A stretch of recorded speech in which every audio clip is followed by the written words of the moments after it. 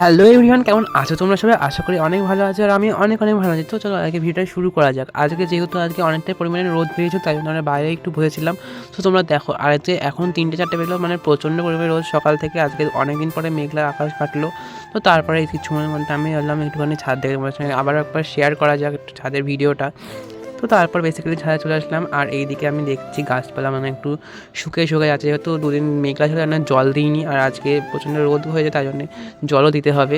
তো তারপরে চলে আসলাম স্ট্রবেরির কাছে দেখো কত সুন্দর একটা স্ট্রবেরি ধরেছে। আর যেহেতু গাছের প্রথম স্ট্রবেরিটা ওই গাছ থেকে হয়েছে, তাই জন্য ওখান থেকে তোমাদের দেখাতে শুরু করলাম। আর অন্যান্য গাছে তোমরা দেখো অল্প অল্প মানে গুটি ধরেছে, যেহেতু এখন শীতকাল, তাই জন্য স্ট্রবেরি ভালোই হবে। আর যেহেতু ওই স্ট্রবেরিটা দুদিনের মধ্যে পেকে যাবে, তাই জন্য তাড়াতাড়ি তুলে নিতে হবে, কারণ পোকামাকড়ে খুব উপদ্রব হয় এখানে। আর এইদিকে দেখো, একটা গাঁদা গাছে মাত্র ছোট্ট একটা ডাল লাগিয়েছিলাম, তো সেখান থেকে এত বড় একটা গাছ হয়ে গেছে, আর তাতে ফুল ফোটাও শুরু করে দিয়েছে।